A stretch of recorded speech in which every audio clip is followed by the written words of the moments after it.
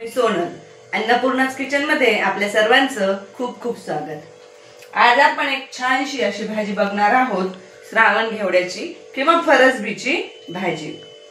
या श्रावण महिन्यात सहसा ही भाजी आपल्याला मिळते। आज आपण ही भाजी करणार आहोत। आता ह्या भाजीच्या ह्या शेंगा अशा असतात। ह्या आता आपण स्वच्छ 2 पाण्याने धुवून घेतल्या आहेत आणि आता ह्या निवडायच्या कशा।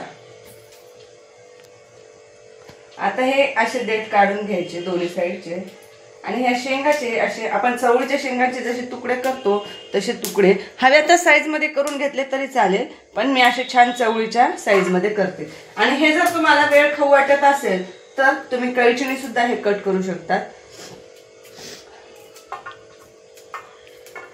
या अशाच पद्धतीने अशा 3-4 शेंगा एकत्र घेऊन देखील आपण ह्या शेंगा पटकन कट करू शकतो। हे बघा, हे देठ असे कापून टाकायचे आणि छान एकसारख्या आकारात हे असे तुकडे होतात त्याचे आणि भाजी छान होते।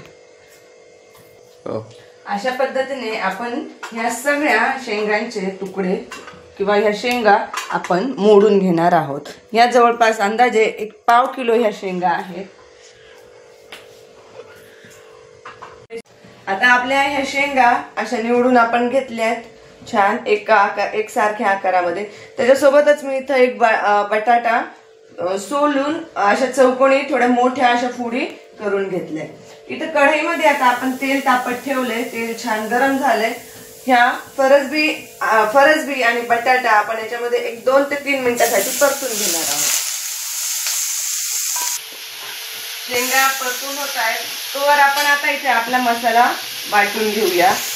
सगळ्यात अगोदर आपण मिक्सरच्या भांड्यामध्ये टाकूया टोमॅटो। त्यानंतर टाकूया 1 टोमॅटो घेतलाय, थोडा मोठ्या साईज मध्ये चिरला तरी चालतो। 1 मोठा कांदा, तो पण आपण मोठ्या साईज मध्ये चिरून घेतलाय। त्यानंतर आल्याचे 2 तुकडे, 5-6 लसूण पाकळ्या आणि कोथिंबीरीच्या थोड्याशा जाडसर काड्या घ्यायच्या असल्या तर। आता याची आपण छान बारीक पेस्ट करून घेणार आहोत।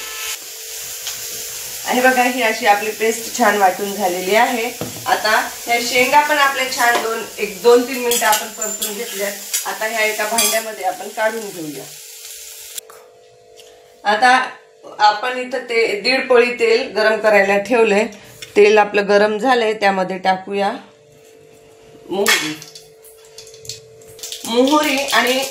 मोहरी आणि जिऱ्याची आपण याला फोडणी करून घेतली। आता यामध्ये टाकूया ही बारीक केलेली पेस्ट। ही पेस्ट आपण आता छान परतून घेऊया।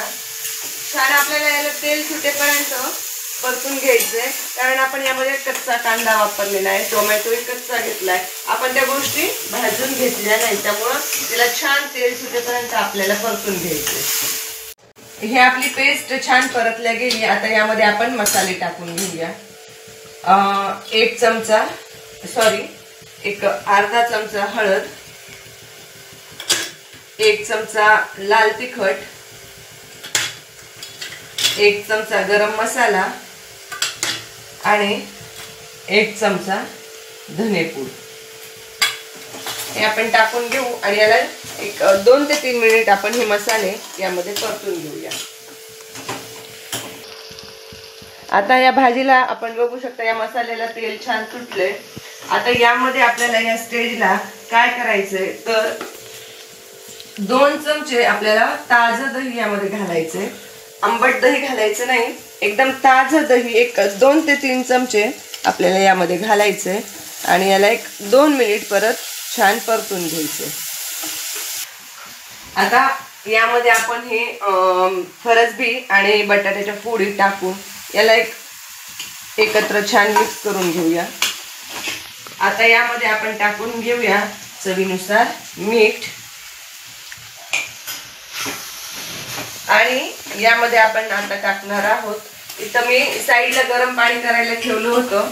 गॅस कमी करून किंवा मंद करून आपल्याला यामध्ये पाणी टाकून घ्यायचे।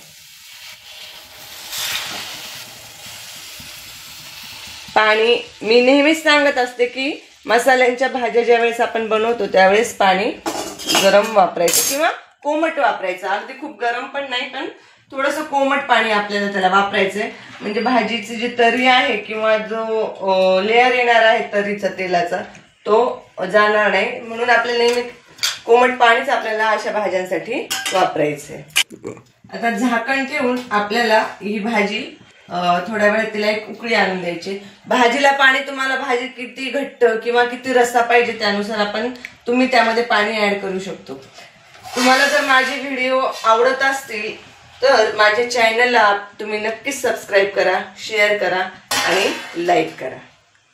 आता बघा भाजी आपली छान दिसतेय.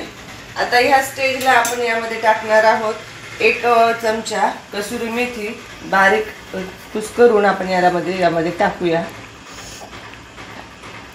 कसुरी मेथी टाकल्याने भाजीला अशी छान चव येते.